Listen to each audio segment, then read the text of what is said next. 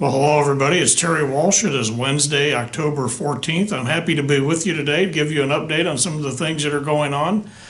Obviously, the hottest topic over the last couple of days is that we did have an employee who had tested positive for COVID-19, but they had come to work before we even knew, or before they even had any symptoms, and working on the campus, particularly in independent living. Also spent a little bit of time doing some work down in Fountain View in assisted living. So they were at work for a couple of days, had some symptoms, went and got their COVID-19 test and came back positive. So in that process, we immediately sprung into action to find out through our contact tracing process where they'd been on the campus, who they may have come in contact with, and so on, so that we could determine what the risk is for residents and other employees having come in contact with that particular employee during the infectious period of COVID-19, which happens even before we know they have it. And so that's why we shut down all of our small group activities for the last couple of days, just to make sure that we weren't going to spread it ourselves if they had come into contact with any residents or other employees. So we shut down all of those small group activities to keep everybody out of small confined areas. But we found out since then that this particular employee had not been around any residents in the course of their daily activities and their jobs, works in an area where they don't really encounter even other employees so much. And so we determined that they were a very, very low risk of contacting anybody, including residents and staff, and potentially spreading COVID-19. So as of today, as you know, we have opened up our small group activities again, but we're continuing to monitor the situation. And just in case, as we have been doing now, and it surprised me yesterday thinking about this, we've been working through COVID-19 for 7 months now.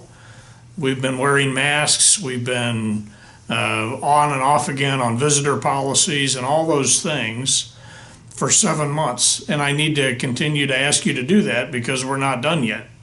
As you know, the prevalence of COVID-19 in the community is still on the rise all around us.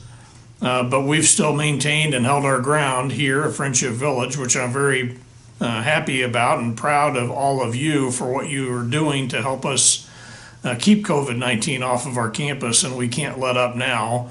And we're also asking our employees to not let up now. And I think we're getting COVID fatigue in some cases, and people are getting a little bit more comfortable than they should be getting because the COVID-19 coronavirus is still out there. But because of our track record and our success, we're kind of beginning to lighten up a little bit, and we can't do that.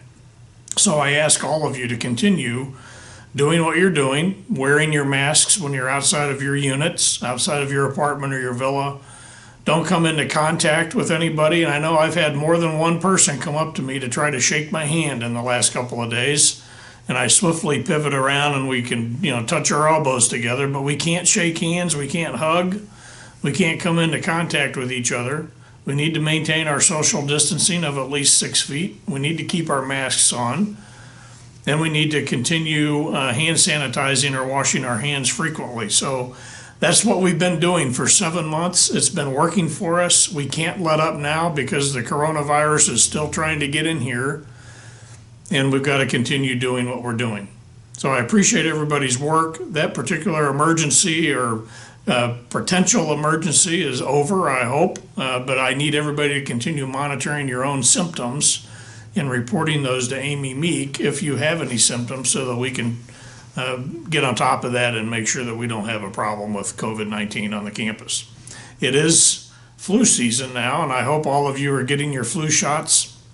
Those have been available on campus and off campus for you. If you have questions about how to get your flu shot, either contact your doctor or contact Amy Meek and ask her when flu shots might be available for you to get those taken either on campus. Sometimes a provider comes on campus, or you go off campus to Walgreens or CVS or someplace, or to your physician's office to get your flu shot. But I encourage all of you to do that.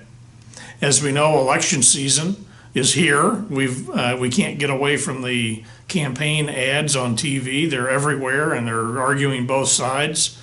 I ask everybody to maintain our composure, keep our calm, understanding that the campaign ads, are doing everything they can do to try to muster support for themselves and against their opponents. So let's not get angry about what we hear. We can certainly roll our eyes at some of the things we hear that we know aren't necessarily accurate about the other opponents.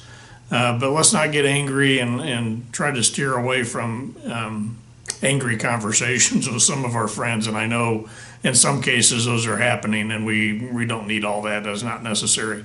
I hope you've made plans to vote. As you remember, we are not able to serve as a polling place on the Sunset Hills campus this year because there aren't enough poll workers for the county election board. And so you're going to have to go to I believe the Sunset Hills Community Center to vote unless you vote absentee. So I hope that you've already made plans to do that. We will be offering shuttles, but the shuttles aren't going to be as effective as we would like them to be because of the amount of time it takes people to vote in line at the community center, and then trying to get people back on the bus and trying to get another group there and back and forth. And it's just, it's not going to be logistically perfect. So I would suggest, if you have the means to do so, is to get a ride with somebody, drive yourself, but as a last resort, we will be using our shuttle that day to take people to the voting booth. Financially, we do have our reports in for September. We did not have a good month in September. COVID-19 is still holding us down. We're still unable to admit all of the Medicare Part A residents in the care center that we would normally admit. So we are artificially suppressed in our ability to use all those beds and seek reimbursement for all of that work that we normally do. So we are down in our financial performance in the care center as far as our revenue from our Medicare business. We are down also in our occupancy and independent living right here, either in the new buildings and in the crossing buildings, because residents or potential residents aren't making a lot of moves and spending money on entrance fees to move into senior living. And we're trying to change that. And we've got a lot of advertising and videos and TV spots and radio spots that are out there in the market, but it's still a tough market right now. Nobody's having trouble selling their homes, we know that, but deciding to write a check for an entrance fee or committing to monthly fees is a little bit tenuous right now for some people, not knowing what COVID's going to hold for them. But we know, and those of us watching this video right now, know that being at Friendship Village during COVID-19 has been a pretty smart move. We've been in a little bit of an oasis away from COVID-19 here for 7 months, which we're very proud of. And some people who are sequestering in their own homes are probably in a more precarious situation than those of you that are living here on the campus, where you've got things provided for you and we've got constant monitoring and people in place to try to keep the COVID-19 virus away from you that people simply don't have in their own homes. So I encourage you to recruit more residents. For some people that you might know that are afraid of their own shadows right now because of COVID-19, who are living in their homes, this is a great place to go. It's a great place for respite away from all of those problems. And I encourage you and I ask you to help us recruit some residents to come here to Friendship Village. If you know anybody that's having difficulty with isolation in their homes, they're afraid to get around, they aren't eating well because they don't go to the grocery stores as they should, and they certainly aren't going to restaurants the way they used to, and they would like to have a little bit better life where people are here to take care of them, I encourage you to talk to them about it. And if you don't want to do it, or if you're uncomfortable doing that, then bring them to me. I'm happy to talk with them myself. We can certainly connect them with our sales department. We can take them on a tour of the campus and show them what we have and where you live. And I'm more than willing to help do that if you have some friends that you want to bring here personally, and I'm happy to meet them if that's what you would like to do. But financially, we are about $217,000 behind our budget right now because of the inability to admit as many residents in the care center for Medicare Part A. That's the biggest issue for us, is it's holding down our revenue generation in the care center with the Medicare Part A, which will resolve in the new building, and I'll explain that in a second.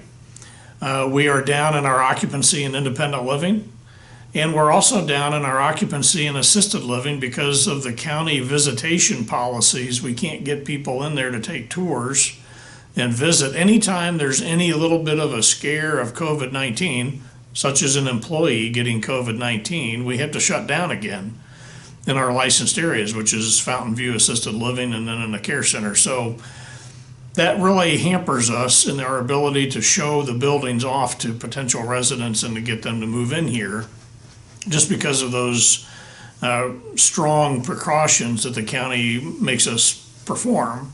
And so we can't get prospective residents in to show off our building and our campus to them, at least for those licensed areas. So that's really suppressing what would normally be our financial performance.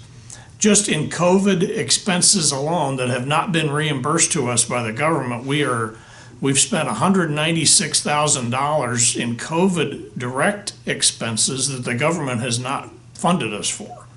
So they have funded us for some of our COVID expenses, but there's still a balance of $196,000 so far that the government has not provided to us. So that has caused some of our missing budget by $217,000. The other $21,000 that we are short from the budget is coming from that lack of census, lack of occupancy in independent living, and mostly and primarily the lack of occupancy in our care center from that Medicare business, and then in Fountain View because we can't get people in there to show them and then have them move in. So if COVID wasn't in our back pocket and we weren't dealing with COVID, we would be in a very, very good shape right now.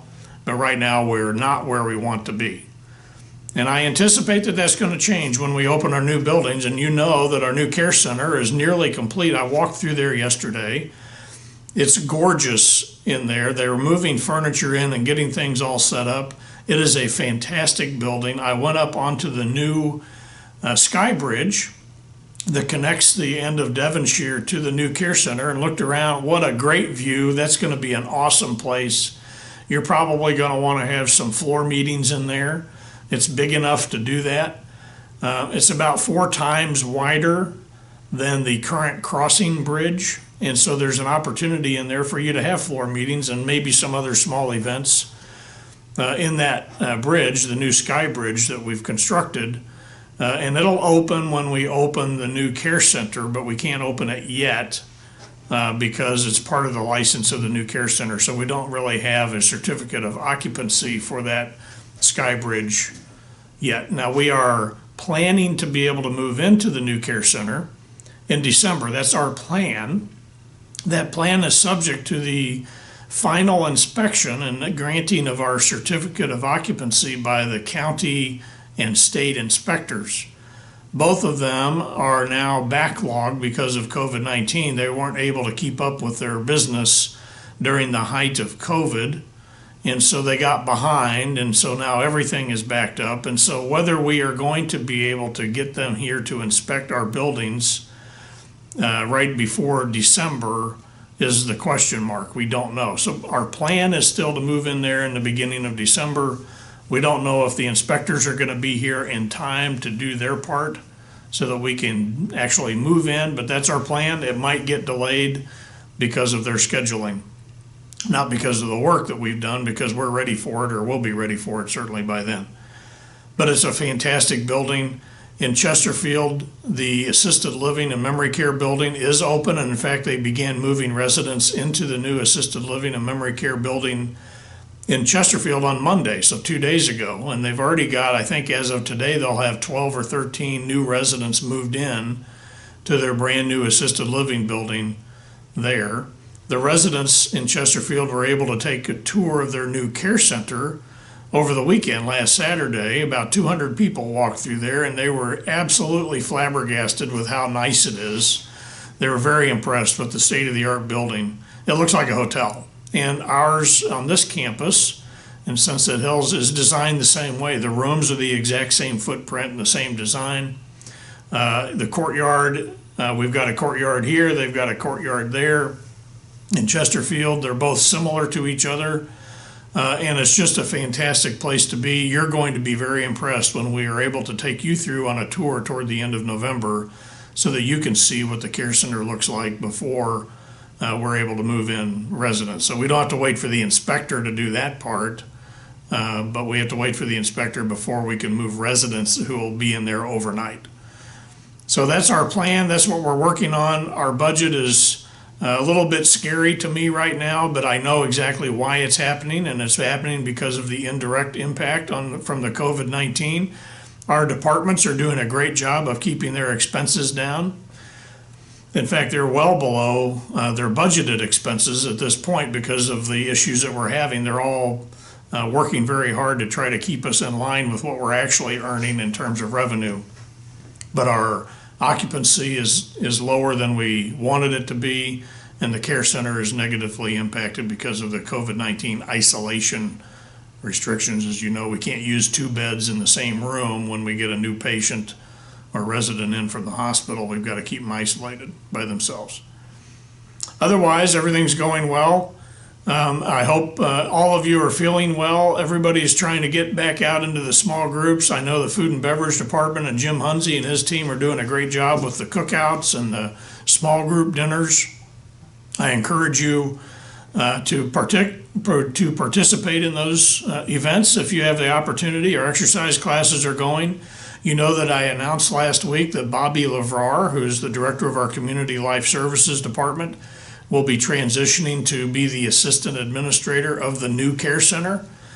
And so we're working on who is going to replace her as the director in Community Life Services, and we'll be making those decisions in the not too distant future. As soon as we know who that's going to be, we will make that announcement to everybody, but I think you can rest assured it won't be somebody you don't know.